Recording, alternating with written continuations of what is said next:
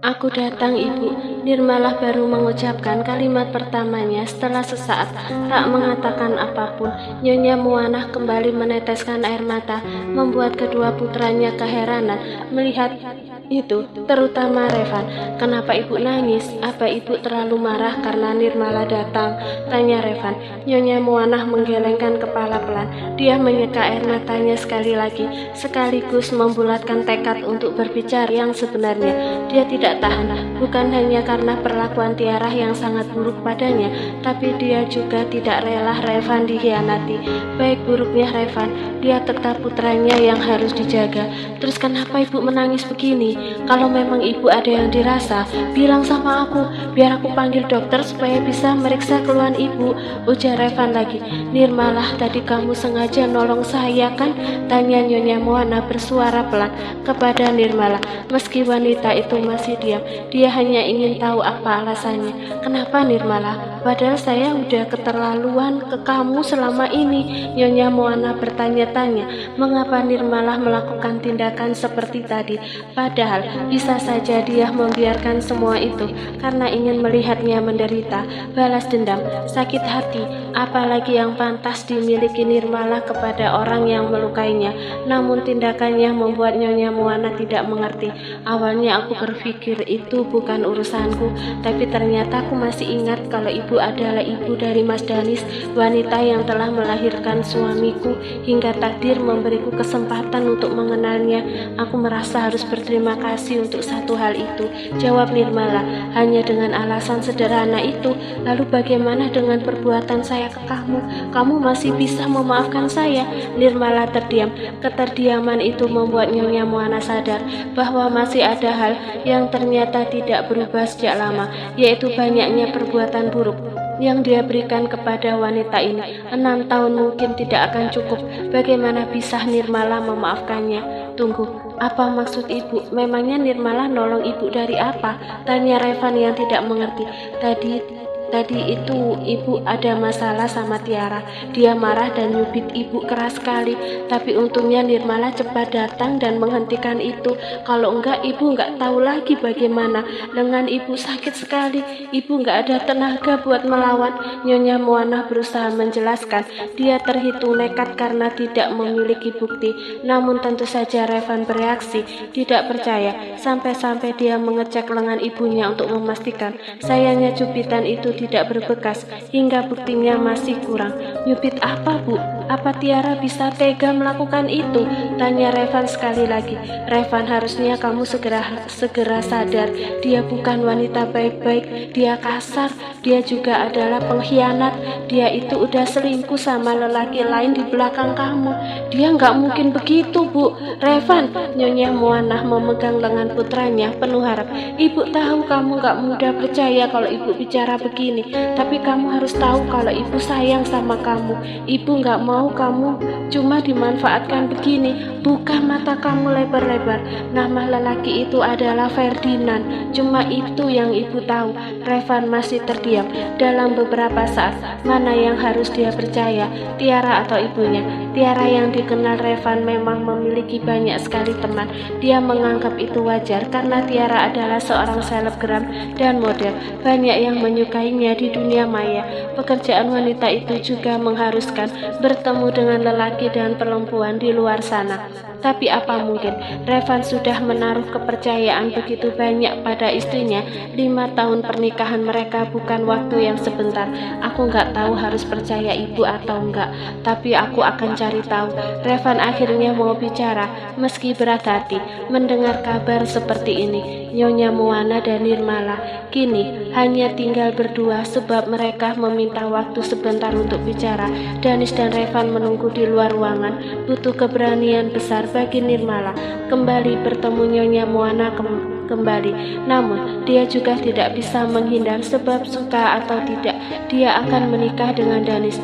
Ibu belum makan? Tanya Nirmala saat mendengar suara perut Nyonya Muana. Wanita tua itu mengangguk pelan. Nirmala pun bergerak melihat apa saja yang dibeli Revan tadi, dan dia menemukan bubur dalam wadah. Di rumah sakit ini pasti sudah tersedia makanan khusus, tapi Nirmala tidak tahu apa Nyonya Muana sudah memakannya atau belum.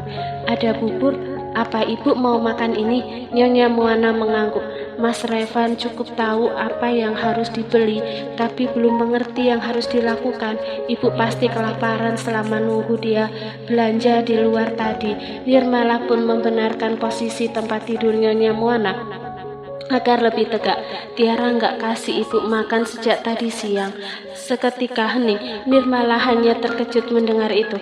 Terlebih raut wajah Nyonya Moana cukup menyedihkan sekarang. Di balik usia senja dan kulitnya yang berkeriput, tapi dia harus mengalami hal kurang menyenangkan di sisa hidupnya yang semakin sempit. Apa udah lama dia begitu? Tanya Nirmala. Baru-baru ini itu karena ibu tahu dia selingkuh dan dia takut ibu membongkarnya. Nirmala terdiam. Ibu merasa kasihan ke Revan. Dia selalu mendapatkan wanita yang gak pernah tulus mencintainya. Sekarang bahkan lebih buruk. Nirmala masih terdiam. Nirmala, apa kamu datang kembali untuk sesuatu? Tanya Nyonya Moana. Ya, aku datang untuk kembali ke Mas Danis. Meskipun ibu gak akan pernah setuju, aku akan melangkah bersama Mas Danis. Kami berdua udah merencanakan kehidupan yang lebih baik. Nyonya Moana menggenggam tangan Nirmala hingga wanita itu menatap sepasang matanya yang sembab. Kamu bisa memaafkan ibu. Maafkan ibu, Nirmala. Akhirnya satu kalimat keramat yang paling anti dikatakan Nyonya Moana keluar juga. Dia melihat perubahan yang begitu besar dalam diri Nirmala, sangat jauh dari kesan liar. Aku udah memaafkan ibu, tapi ibu bisa lihat kalau kamu belum bisa menghilangkan lukanya. Ibu pasti sangat keterlaluan ke kamu, Nirmala. Nirmala terdiam sejenak. Apapun itu udah jadi masa lalu. Sekarang aku hanya ingin fokus ke putriku dan Mas Danis. Kedatanganku ke sini cuma untuk meminta izin dan memberitahu ibu kalau aku sama Mas Danis akan menikah.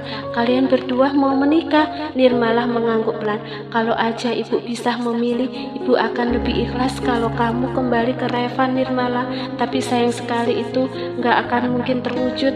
Kamu udah memilih Dani sebagai suamimu. Apa yang bisa ibu lakukan untuk menentang kalian? Mendengar kalimat itu, Nirmala tidak mengatakan apapun. Dia tersenyum sekilas, menertawakan sebuah harapan yang pasti tidak akan pernah terwujud. Kembali ke Revan, yang benar saja.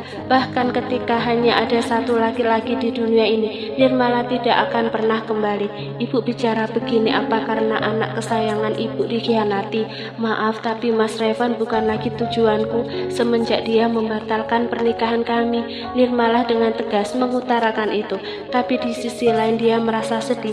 Ternyata hanya ada Revan, nama anak yang paling dipikirkan Nyonya Moana. Apa Danis tidak begitu penting?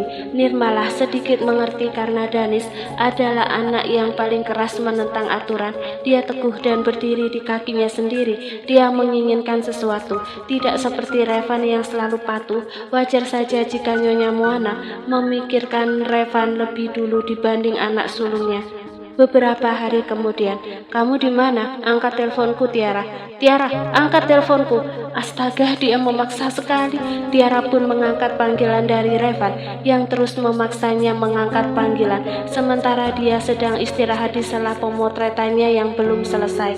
Kenapa lama sekali?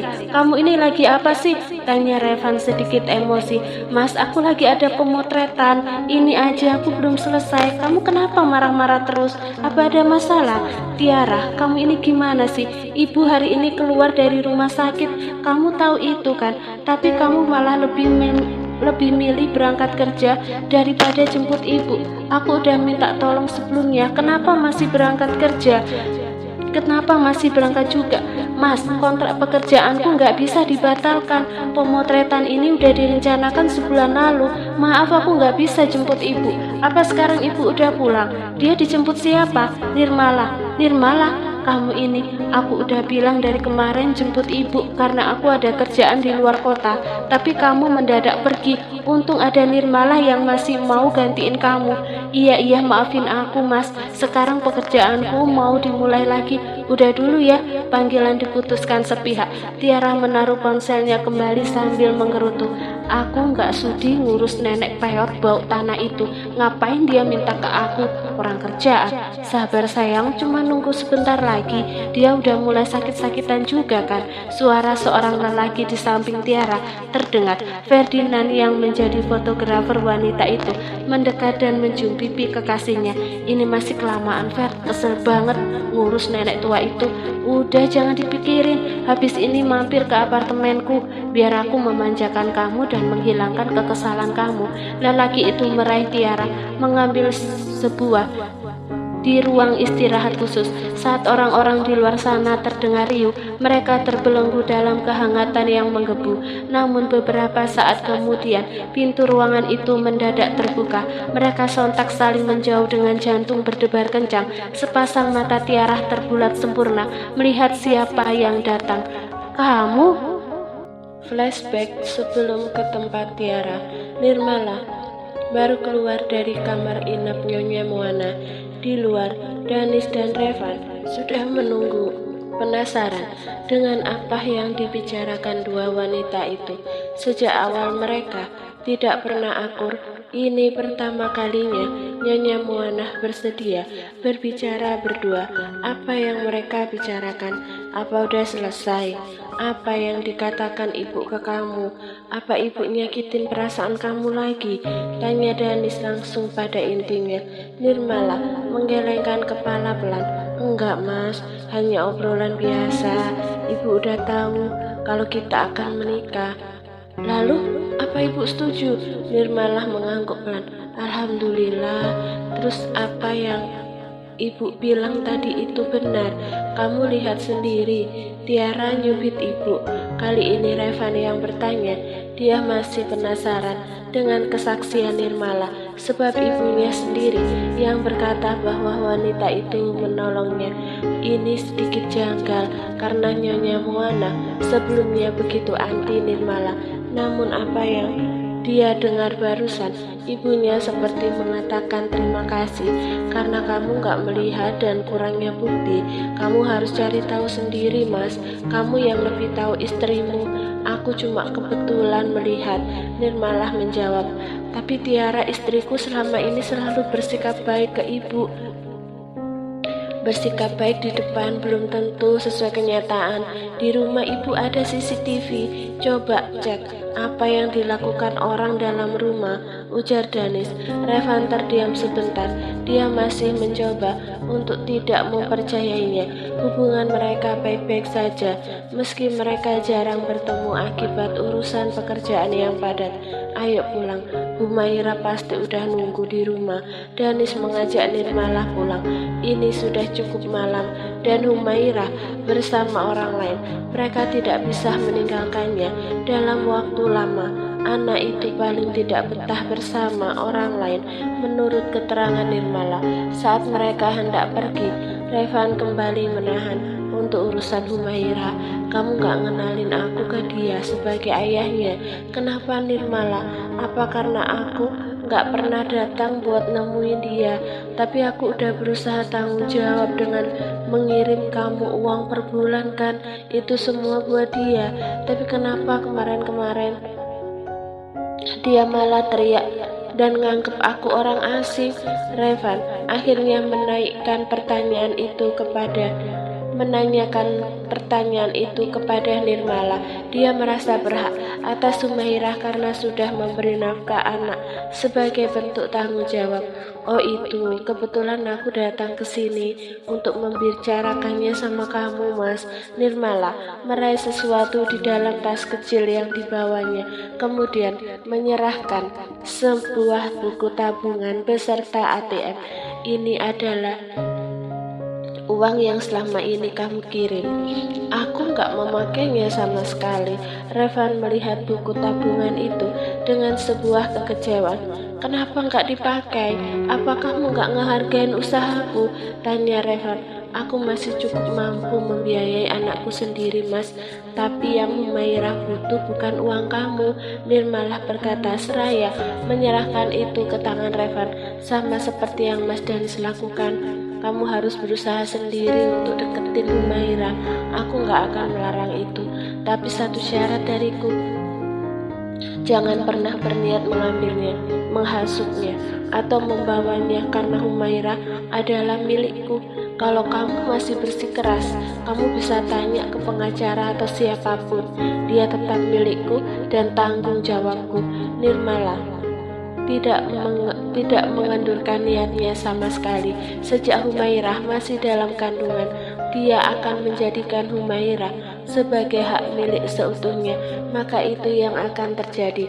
Nirmala melangkah lebih dulu, disusul Danis dan membiarkan Revan berpikir apa yang harus dilakukannya untuk bisa dikenal oleh putrinya sendiri. Sementara di perjalanan, Danis melihat Nirmala menghela nafas beberapa kali, seolah ada yang mengganjal dalam benaknya setelah bertemu Nyonya Muana. "Kenapa?" tanya Danis. "Aku sedikit kesal. Padahal Mas Danis ini kurangnya apa sih? Mas bekerja keras." "Iya, dulu jadi anak yang baik juga iya. Kalau soal kesabaran gak perlu ditanya. Mas gak pernah bentak-bentak orang. Mas itu cuma gak mau patuh sama permintaannya ibu aja." Danis sedikit mengernyit. "Maksud kamu, ibu berharap aku balik ke Mas Revan?" "Hah?" Danis mendadak menghentikan mobil di tepi jalan hingga terdengar bunyi klakson dari arah belakang. "Serius? Terus apa yang kamu bilang ke ibu?" Iya, maksudnya kamu mau kembali ke Revan?" tanya Danis mulai sedikit marah.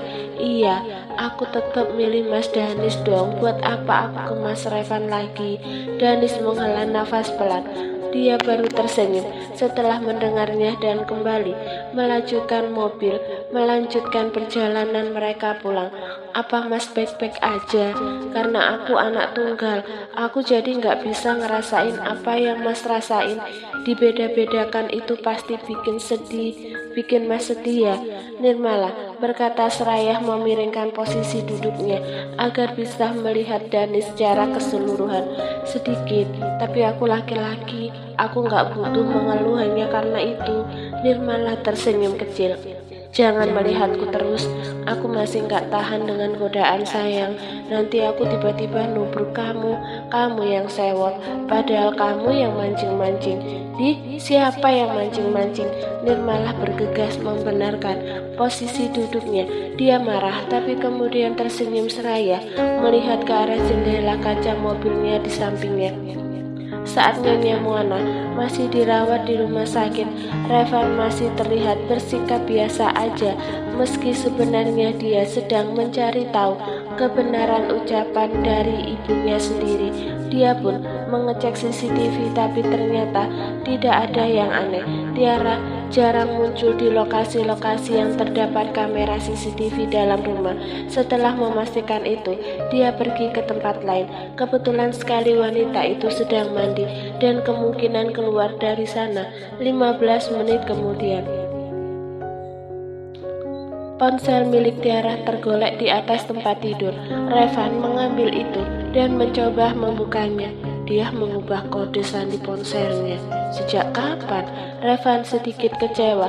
Dia sangat jarang mengecek ponsel istrinya sebab kesibukan masing-masing dan kepercayaannya. Namun dia ingat kode sandi yang digunakan Tiara terakhir kali.